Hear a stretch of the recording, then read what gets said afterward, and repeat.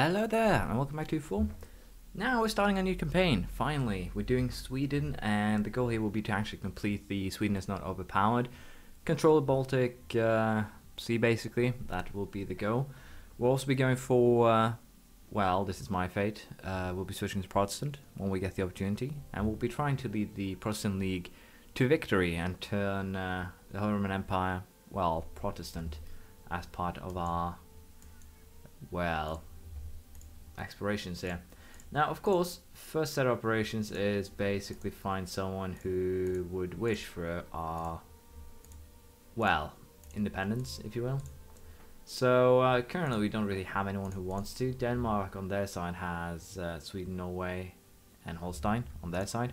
There's some, there are some pretender rebels here, so we could potentially use that to our advantage. But all in all, we'll be slowly but surely making sure that we can go for the Norwegian forces first when we declare independence. And let's see, who are we closest with? 30 points, 40 points, 40 points. Poland, do you want to break me free? How about Lithuania? Lithuania will help me out here. So how about we do that, and then we'll probably have to wait at least one day. I would take it. But before we do that, let's just go quickly over what we have here. We are a kingdom, basically. We accept Swedish and Finnish as cultures. In terms of our own, well, we're in a union, so we can't really do much there. The economy is actually decent, so we don't really have any problems there. The fortresses, though, will most likely be a problem. I would like to use those 3 ducats into more proper troops. So we'll have to see what we want to do with that. But for now, I think we will keep these 2. But I think I will get rid of the one that's currently in Stockholm. It's a bad idea to destroy castle and capital, but they'll have to siege it anyway since it is a capital. So all in all, it's not a horrible idea, although I'll probably get my ass handed to me for it. We have a little bit of trade as well. Ideas here are actually pretty interesting for Sweden. They get a lot into basic military, so the more we actually get done before we start our, well, invasion of the empire, the better. As you can see, you get mercenary maintenance minus 25% and plus 22 infantry combat ability from the get-go. Then you get an extra 5 points of discipline once you have, well, nearly complete your first set of ideas. So they do have some pretty powerful weapons. Now, let's see here. I wanted a day to pass. There we go. Lithuania accepted our offers. And Lithuania will join in. Now, let's just be honest here. If I have Lithuania on my side, I'm more than confident to do this. And hopefully here I can't break, I hope to have a position here where I won't get them to break into anything with me. My stability is low. Well, I guess we'll have to fix that sooner rather than later. I'll not start the conversion just yet because that will trigger the rebels to rise up even quicker. 2-2-3 king though, not really the best thing we could have had so early, but not really too much we can do about that. Oh, I did the genius mistake of thinking that this was an army instead of a navy. Wow, I am a brilliant. So how about we make some more troops for my army before I get completely and utterly murdered here.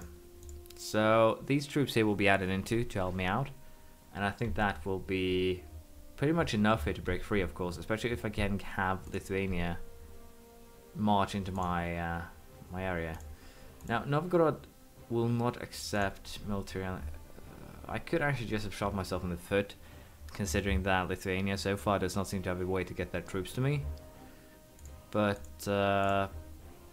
hopefully they can figure something out. They aren't actually moving out their troops, which is a problem, as you might expect. But the Danes are actually going after the rebels on the island, so if I get lucky here and they lose said battle, that could potentially put me in a very, very offensive position. 3 shock general as well from our king. That is not bad. That is that's actually quite viable, to be perfectly honest. Could you guys please quick up? There we go. Join up our forces and we'll challenge the 3,000 Holsteinian army. But as I said here, we do currently have a position here where Gotland is more or less, well, currently the home of the rebels. And thus we can use this to some degree to our advantage because, well, Denmark will be stuck there. I do hope that Lithuania does find a way to well, march to Novgorod. Otherwise, I might just have declared a war here, where I will be the very, very sole loser.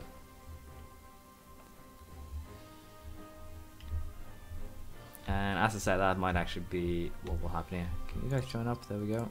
Let's see here. You guys will go to Bergslagen on the 5th. We'll arrive the 3rd. We'll catch you, which is very, very good. Do I have a discipline dude here? I do. So we're going to boost our army a tiny bit with discipline. Which, combining, let's just face it, combined with our strong Swedish base army, that will actually mean that we'll decimate our opponents, especially when they're smaller. So, in theory here, I think I can just outlast Denmark to the point where I will get my independence, because basically Grand Independence is the only thing I want here. I don't want anything else. So if I get Akershus and slowly but surely siege Norway, I should also be very much capable of getting my goal granted here. There we go. Norwegian army has been completely and utterly destroyed. It would seem that the Danes have actually lost the battle here. I would think. See, they're joining up with another one. They're attacking us. They'll arrive just before the... This is woods, though. They have a 303 general, so I should have the shock advantage. And that's a pretty powerful advantage to have. I also have discipline. Come on, let's finish this before Norway's army joins. We lost it anyways. Damn, retreating to Finland also is a very bad thing, because it's just so far away. I really need Lithuania here to intervene. I shouldn't have declared this war without actually being completely 100% certain that Lithuania was ready to well, invest, if you will. Because currently it's running me ragged. That took a while. Norway's fleet here. Oh, Danish pretender rebels. Come on, dudes. I believe in you. I'm going to allow my army to recover, and hopefully the Danish pretender rebels will, at the very least here, injure the Danish army to the point where I will get a advantage. Morale-wise, I think we might be around equal right now, but again, I should win. No, I won't. Yeah, I should win just based on what? This is disappointing. This is so disappointing. 1,300 a month. We might have to go loans and mercenaries, which is the least... Oh, sorry, not the least, the last thing I want to do. I'm going to build another medieval infantry.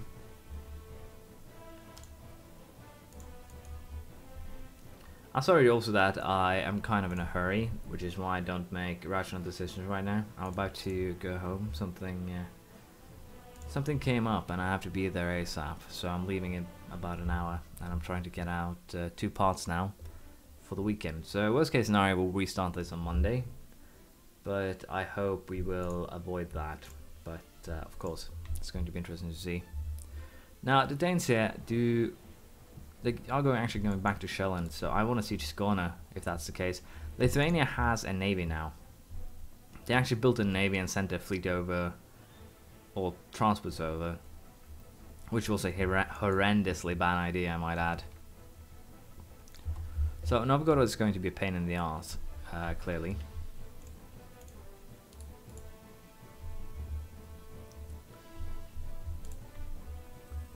See if we can get that 1,000 man army. It's a little bit less to be passive with, and that was a very huge army that was currently coming towards us.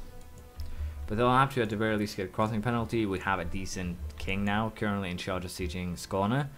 And in theory, sieging Skåne might actually be enough to give me my independence. I'll probably still have to take a couple of loans, but hopefully that will be enough. Oh, they actually attacked. They got a -2 penalty from attacking over the... There we go. Finally won a battle.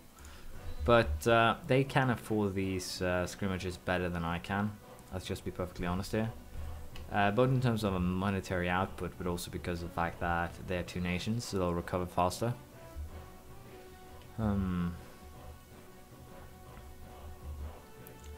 Danes are not even close to giving up, are they? Nope. I could probably get a white peace, which means that I'll stay their subject, but that's no fun. So we are not going to be doing that. We will continue this war until either we win or we are destroyed, I guess. 553 air, Christina. That is pretty good. And I could get the princesses in this castle if I hadn't deleted the Stockholm castle. So I might have to actually save up money just to get the achievement.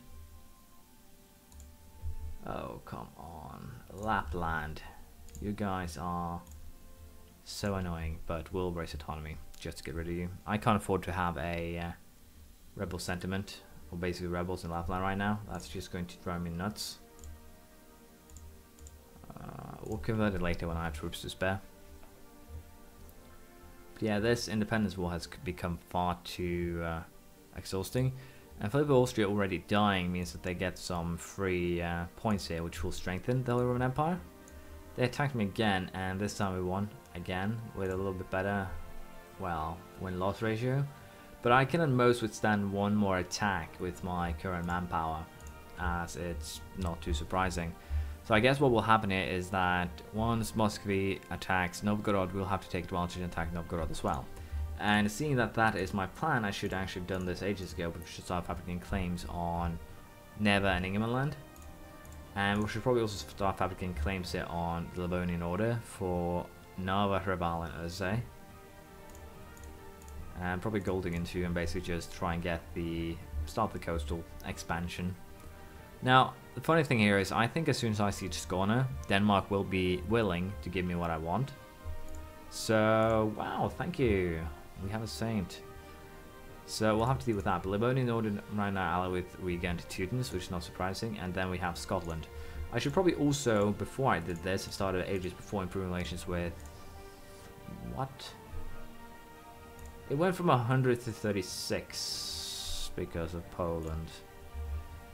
And I lose a lot of bargaining power with that. Damn you, Poland. You bastards. Well, we'll try improving relations with Poland then instead.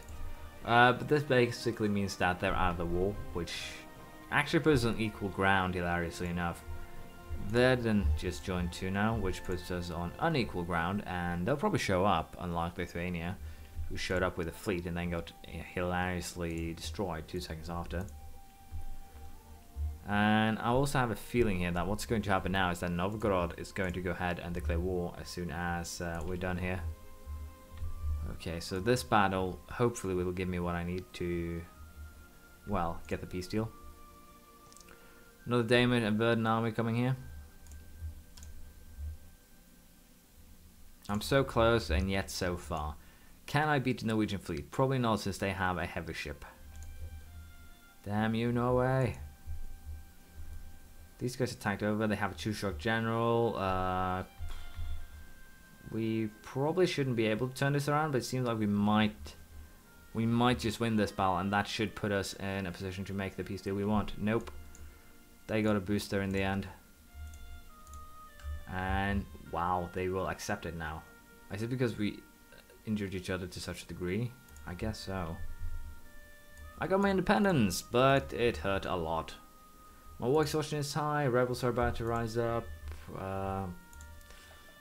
I'm not in a good position right now, let's just be honest. Let's set Livonian Order, Novgorod, and Denmark to rivals. Have these guys walk to Stockholm and repair or fix themselves. Protectorate and the Novgorod node, I guess. And again, I see if we can get ourselves in a position where we can ally ourselves with Poland. It's not very likely until we get a bigger army, but I can at least keep on improving relations and fabricate claims. But yeah, this was a very costly start that will cost them for quite some time actually. Let's just face it, the manpower that I lost in this war is basically equal to 10 years of manpower growth, so I'll have to see. On the positive side though, I am earning money. So I'll be able to repay my loan here. And then we can go ahead and also probably just build a castle. I will most likely have to rely on... You know what, I'm not going to buy the castle. I'm going to rely on Mercenary Corps. We don't need to have this one fully maintained. I do want to keep the Novgorod one fully maintained though, because they are likely to actually attack me. They hate my guts. So let's see how we want to handle that. Teutons is also a potential alliance target here, but of course since they're allied with Livonia and I rival them, that's not to be that's not too likely. I have to see it, but Pomerania and Poland might actually be the two that I will be going for now at the beginning, until we can make some well, some more moves. And in Novgorod here, I'm just going to go for Neva and Ingermanland in a potential first war, because of well, because I don't want to put myself too much in the negative here. We're also going to be focused quite a lot on military power, because we need to have military supremacy. And even though the smart thing would probably be to just focus on admin now at the beginning, get the well, the idea set and work from there. You know what, I'm actually going to do that. I'm going to start working there, get to the idea set. I was just thinking getting ahead of military tech might actually be rather useful, as we are now. Getting to level 5 quickly will definitely be helpful against Novgorod and Livonian Order and everyone here. So I think I'll go with my original plan. Get military tech to level 5, then focus admin until we can, or until we need to focus military again. But it would have been glorious if Lithuania actually stayed independent and also managed to stay allied with me. Seriously, if Lithuania had done that, I would have just used and steamrolled both Livonian Order and Novgorod right from the bat here. Even if I didn't have any troops, which is why I am so broken up about this. Well, complaining at least. Anyways, we'll continue next time. Thank you for watching. Leave a comment, praise, criticism, anything you feel like, and I'll see you very soon. Bye.